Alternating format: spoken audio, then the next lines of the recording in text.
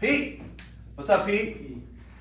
We'll keep these short and sweet. These are going to be part of my mini series, which are going to be they're not yet in the 1%, but on their way to 1%. So like young, aggressive, aspiring entrepreneurs, or it doesn't have to be entrepreneurs, even if it's corporate America, whatever, but people who are going on that path. They have aspirations to move towards the 1%. Guys, like we've talked about, this is all unscripted, like to the point of I've never met Pete in my whole life. Like, so you want to talk about unscripted? This is like the biggest unscripted, like nothing here. Yeah. We are here to inspire the younger generation. You are how old? 28.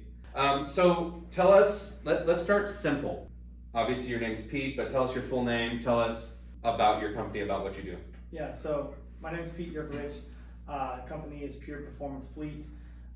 We mainly just try to be a one-stop shop for everything fleet. Yeah. So oil changes, tires, windshield replacements, wraps. We get the wraps done as well. Everything. We set up maintenance schedules, everything like that. And then even if vehicles need even more severe work, such as engine replacement, transmission replacements, we do that as well. Okay.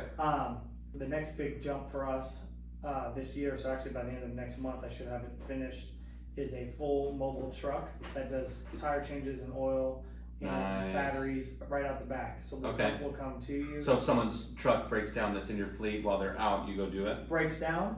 Well, I do that currently, but this truck will be more so we could roll up on a big company that has a fleet where they keep them all in one area. Okay. We can roll in at night and do 10 oil changes and some tire changes. Oh, no. So they don't have to come here. You'll go to them and do everything, and then when they wake up in the morning, it's done. It's done. It's like waking up on Christmas morning with presents. That's what I'm saying. Yeah. So that way, dude, the downtime for a fleet vehicle is losing money. 100%. So that's why the sooner we can get the vehicle back on the road or work with their schedule, the better. So that's why the mobile truck will come in handy. I always try to implement on some of these fleets is don't get rid of all your older vans immediately. Right. Or keep trucks. them for parts. Well, keep them for parts, or also if they're salvageable and they still run okay. As a backup. Keep it as a backup. Yeah. So if a truck goes down, they hop in another vehicle. Yeah. Don't even skip a beat. That way, this truck because to think that a truck will never go down, it's stupid. It's of course, crazy. of course, because stuff happens all the time. Like right. even if you are on top of maintenance, like yes, you want to be on top of maintenance, but if something goes bad, then or if they get in a crash, right. vice versa, like right. they get in an accident, you could have them switch into an older vehicle until that is handled. Right. So having 1 to 2, depending on how big your fleet is, 1 to 2 extra vehicles right. I think that is a must. Like so, one of my biggest clients is Rudy Ranger Plumbing, and that's one thing I always utilize is they have a surplus of vans, and so I make sure that they're always ready to go, just so in case a van that's currently running and driving goes down. I say, hey, cool, drop your stuff off, hop in this van, and you will use this until this van is repaired. Okay. And then they don't even skip a beat. Anyways, okay, so let's talk about like beginnings. Humble beginnings or not as humble beginnings, it doesn't matter, Upper middle class. Okay. Okay. I can't, I definitely, my parents worked, they still work very hard. Yeah. And, gave me a really very good life growing up. Right. But luckily both my parents. Because your dad worked for Discount Tire, Discount Tire. And he just retired? 40 years, yeah. And 40 years, man. My mom has worked. She still currently works at American Express. She's put in 40 years there. No way. Yeah. So got the 40-40 plan going. They are both. Yeah, got it cranked up. They say you work for 40 years for 40 hours a week, so that you can retire for 40 more years. That's what it is. Yeah. Because if you do that at 20. Yeah. How old was your dad when he started there? So he it's kind of a little bit of a story, but he started at Discount Tire when he turned 16 as well. Yeah. Oh, really? But he left worked there for a couple years, left. He actually started his own auto shop, USA. Oh, no way. USA Auto Care, yep. And is that what inspired you at all? He has a lot to do with the automotive side. I mean, in my family growing up, if you don't know cars, you're an outsider. So I love it. I'm right there with you. I freaking love cars. So that's so that's kind of how my whole family is growing up. My grandpa on my mom's side owned a towing company, Round Towing. So they all talk cars. That's what we do. I'm a fan of not retiring ever. Like people are like, when are you gonna retire? I'm like, never. I'm gonna be doing something all the time. Yeah. Whether it's buying and selling real estate or doing something, I guarantee the day that I'm dying, I promise you, like, Still making deals. I'm going to be like on a closing call before I take my last breath. Still making deals, yeah. Probably, unless, like, obviously I'm joking a little bit because I'd rather spend that time with my family. Yeah. That's more important to me. But I'm kind of not joking. Like, I bet within 10 days of my death, some deal's gonna get closed probably. I mean, that's the way to go. And yeah, never stop. Yeah. So so upper middle class, but still like it sounds like your parents like forced you to learn. Yeah. So they how to work hard and stuff. I was gonna say that's the biggest thing they implemented in me and my brother growing up is just the work ethic side of it. Is if you want something, we're not gonna give it to you. Right. Even though they had the means to do so. Right. They always put a side note on it saying you can have this, but you have to do X, Y, and Z in order to get it. Yeah. And so one of the biggest things was like I grew up racing. So I raced for 15 years, raced go-karts for 15 years of my life. Go-karts, okay. So that's why I started. I started out at 6 years old in a go-kart. And so the rules were is that I had to keep my grades A's and B's. Right. And I had to help out in the shop to prepare the car for the race. Got it. And if I didn't do X, Y, and Z, then I would stop racing. I continue to race. I still race to this day. I've now moved into a non-wing sprint car. A non-what? A non-wing sprint car. So it's non-wing sprint car. Yeah, okay. so it's a dirt oval racing. Oh, dude. Yeah, sideways. So that was one of the things that they instilled from the beginning was that you have to do X, Y, and Z in order to do this type of stuff. Right. And they stayed true to it because like my younger brother fell off on his grades, wasn't really helping out in the garage. He no longer raced. And he stopped racing. My dad. So it's not an empty threat. They meant it. They meant it. It wasn't like, oh, we'll get away with it. He stopped racing at the age of, I think he was probably 14 when he stopped because his grades took a dump and he wasn't helping in the shop. So that's where it ended for him, and he hasn't raced since. Yeah.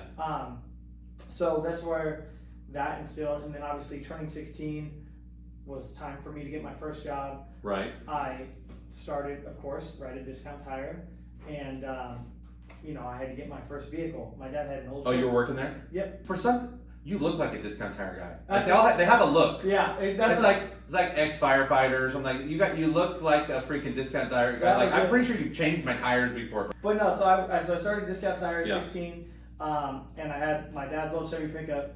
Well, lasted not very long. The engine blew up because I was probably driving on it pretty hard. Race car driver. I like how you're adding that little disclaimer. I was probably driving hard on it. I was probably driving a little too hard. Yeah. And as we do.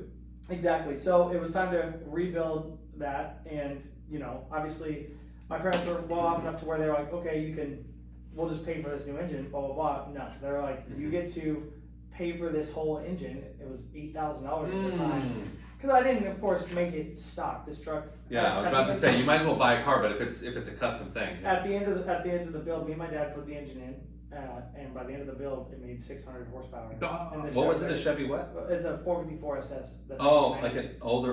Dude, those are sick. Yeah, so that's. You still have it? Yeah, but yeah, so I did that. But that was the biggest thing is like I had to pay for everything. So I never skipped out on work. I was always working at Discount and going to high school. How long did you work there for? I worked at Discount Tire a total of 9 years. Okay. So I put in 9 years at Discount while I went to college and everything like that. And where did you go to college? I went to ASU. Okay. For business communication. So, because I wanted to be the first. Quick pause, real quick on that. Do you, because people I interviewed, some of them went to school, some of them didn't. I never went. Do you feel like the going to college helped or hurt you, and why? Just real quick, like. I don't think it helped me in particular. Okay. I mean, I recognize a lot of the business terms. I recognize all the stuff that I need to do from college, but I didn't do like business management. I just did business communication. Right. Maybe if I did a more specific deal, but from what I've heard, like obviously there's things you learned that will apply to your business today. Yeah.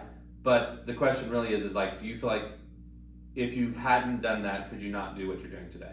That's the question. Yeah, 100%. I could do it without the college. And the only reason I press on that is because I feel like so many people are told lies that they have to go to college and they have to get good grades. And now, don't get me wrong, there's nothing wrong with that. I have no problem with education. No problem. I just believe in other forms of education, right? Like Yeah. trade school. And so, like, obviously, to be a plumber, Yeah. you go to trade school. There's some of the highest paid people in the world, plumbers. Yep. And you don't have to go to college for that, right?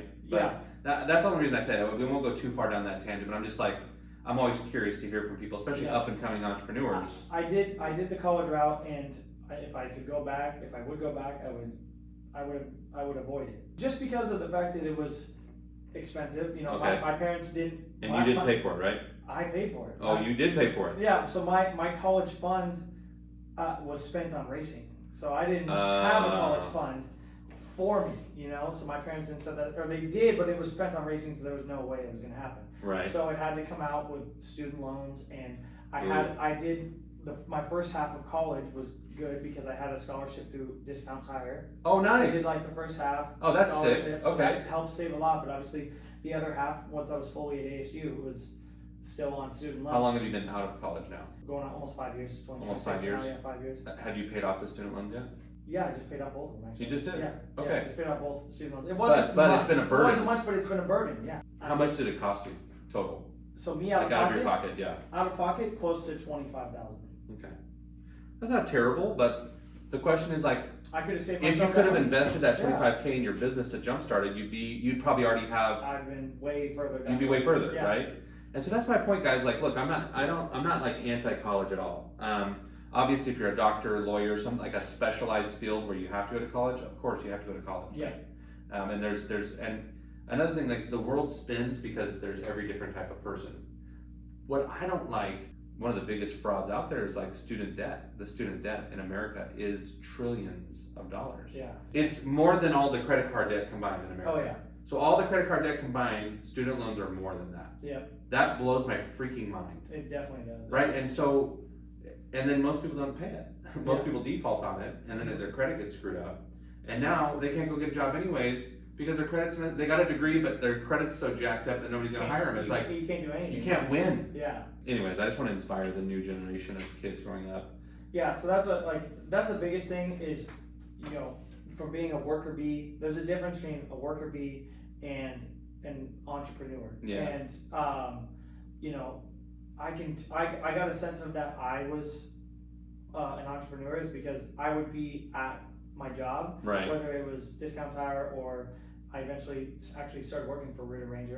Did you? I did plumbing work for 4 years. Actually worked alongside with Cooper. He taught me everything I needed to know about plumbing. Okay.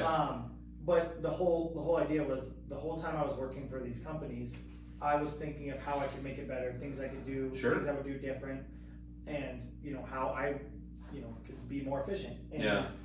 that is the difference. Right. And you could see it amongst the other ones, Mm-hmm. the other employees. As a business owner, you could tell there's entrepreneurs among you because they just have a different mindset. Right. You know?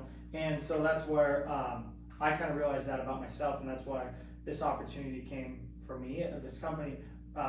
Yeah, let's talk about that. How did it start? So when did it start? Yeah, so how that's long where have you been in business? So that's where I leveraged it, right? So I started, I was working at Rooter Ranger. It's probably year 4. It was right towards the end of the. How long ago did this happen? This was last year. Okay. This was last year. So Okay, so 2020. 23. Four. Or 24, yeah. 24, yeah. 2024, and that's when you formed the company? Yep, that's when Okay. it started. And so I was working for Rooter Ranger, and so it was probably like 6 months or 8 months of this. What was happening? It was Rooter Ranger coming to me because they knew that I knew how to work on cars. They knew Oh. me as the car guy. They knew me as that. So Yeah. they were coming to me with all these questions about like, hey, this van's blowing up, or the engine blew up in this van, transmission blew out in this van, Yeah.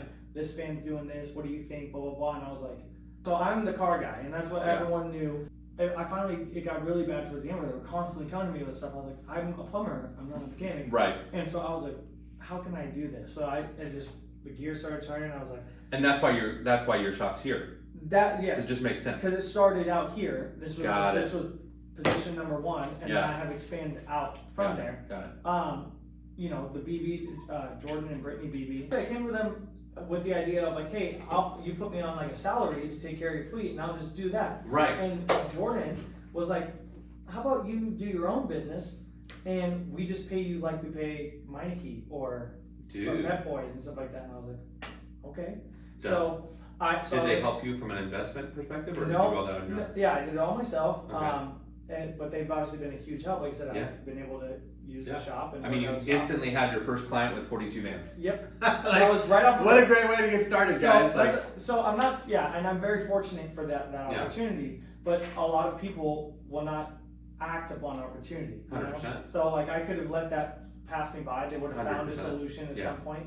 But I was able to luckily jump on that opportunity right when they needed me. Yep. Started up, and that was my first task with bringing their fleet back to life. So my whole first year, they were my only company. How jacked up was it when you got to it? Bad. Yeah. I think there was like what kind of issues? Like, because if someone's listening to this, and they have a fleet, and they know it sucks, but they don't want to do anything about it, why do they need to call you? And this is why. So this is why they had. Every single one of their vehicles in this fleet are 2020 or newer vehicles. Okay. And they had vehicles left and right. I think a total of my first year, they had 6 vehicles with blown engines and blown transmissions. And they were still driving them? No. Or that just happened because they didn't do preventative maintenance on them? Just recently, most recent, it was like the last one that blew up. It literally locked the rear tires going down the freeway and shut off. Because I hate to laugh about it, but man. Because it went 57,000 miles on its first oil change. Not a single oil change on it once. What did it look like when you got into it? Just like sludge? Pure sludge. Like, I mean, just demolished. Like those videos you see online of like the YouTubers that like, I should have took more videos of it. Well, so I have this employee now, and he's young, he's 18. Yeah. And so he's pushing for me to do that, and he's kind of been taking the lead on a lot of the social media. He's going to be like you. So like, start your own company. Well, so he is, and that's what I do like about him, and that's why I think he's going to stick around for a while, or as long as I can, because he's hungry. Until he starts his own thing. Exactly. Right? Exactly. So you got to capture him before he does that. I'm trying to, but he's just as hungry. I can see it already in him. Yeah. He will be. But yeah. So this van was just terrible, and that was a lot of them. They were blowing the transmissions, they were blowing all that, and so they would not do oil changes, right? And then they would blow the engine, and they would either put a new engine in it. And the warranty's not going to cover it if they know you didn't change it for 52,000 miles. They could pull a valve cover off immediately. And they're like, what? No way. This is why your engine blew up. Exactly. It's not covered under warranty. Exactly. So that's what they were learning, and they were learning it the hard way. And then as far as tires, or they were the other issue they were having is these plumbers would take him to Meineke or whatever the case is to do like a brake job, right? Yeah.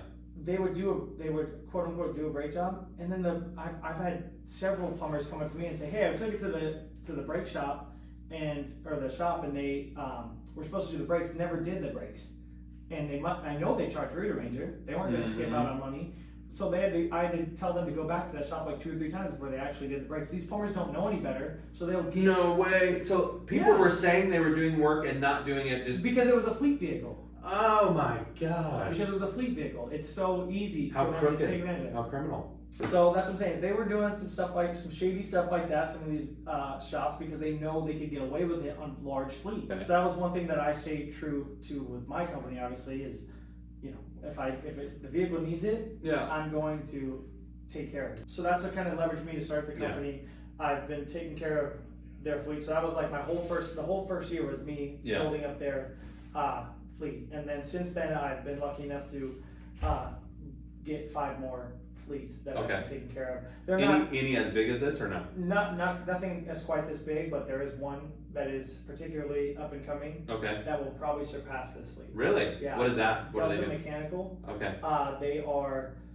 They started out pretty small. What do they do? So they are a bigger company. Are they like an HVAC company or something? So I specifically have been taking care of their plumbing division, and they're majority all Dodge ProMasters. Or the Ram ProMasters. But yeah, so I started with them when they only had like 6 vehicles in this division, and then they're already, I think, at 19 vehicles or 18 vehicles. Okay. That's why ultimately a lot of these companies are going to the Ram ProMaster, because they're cheaper by like $15,000 to $20,000 per unit. That much? It's a significant amount. Wow. So that's why like that adds up when you have That's a huge, we're talking same size truck. vehicle, everything, same towing capacity, same capability, same gross weight, all that stuff, and like 15 G's difference? On paper, they're very identical, yeah.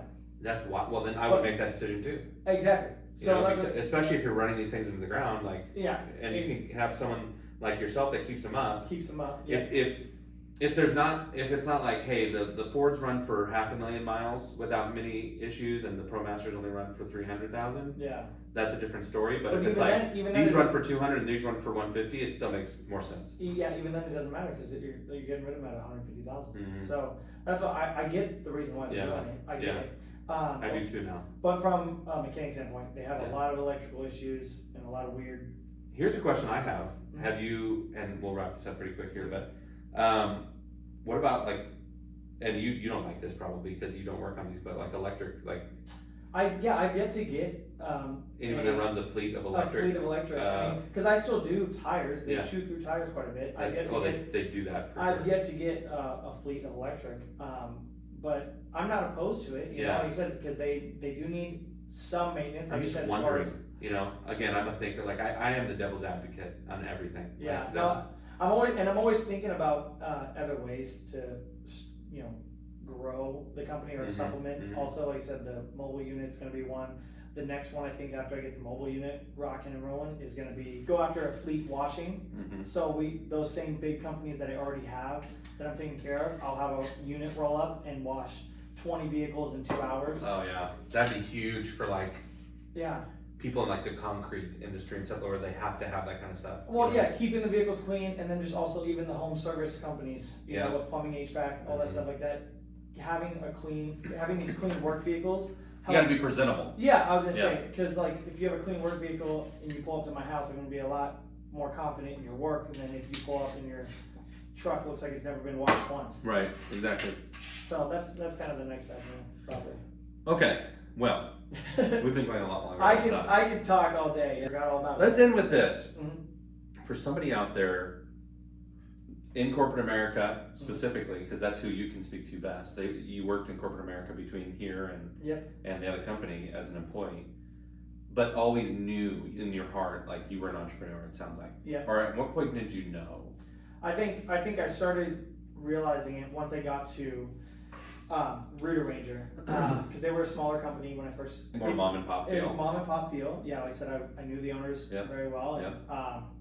And so they gave me that knowledge, and it just really opened my eyes to like I could do something on my own. Did you initially think repair, or did you initially think like maybe I should start a plumbing company, or what was your initial entrepreneurial? I could do this thought. So I knew it had to be something in the automotive industry. Okay. Because I just know. I just have that knowledge. Yeah, you work on cars. You help people build cars. Yeah, so I've had the knowledge of the automotive industry my whole life.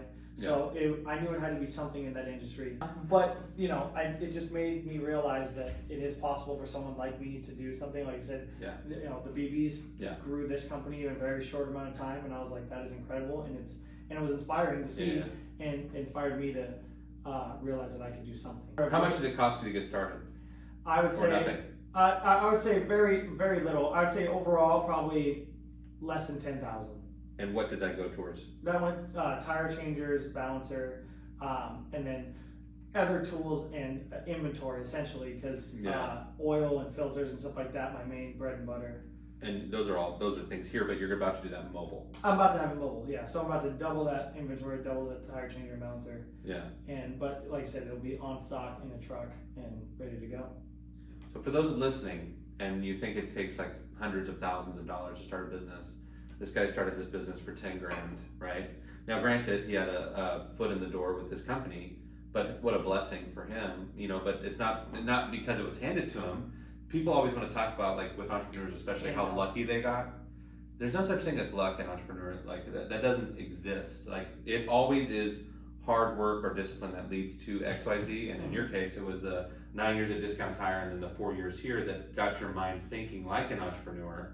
And then you took that step. Luckily, you had call him a mentor or like someone in your life, the owner, the old owner that said, why don't you do this? And it almost pushed you out of the nest. But yeah, essentially, You know? because no one wants to take, and that's the biggest thing, that's the other thing too that sucked, is you have to take that jump. And that's why people don't do that, is because it's not the safe route. No, it's not a no guarantee.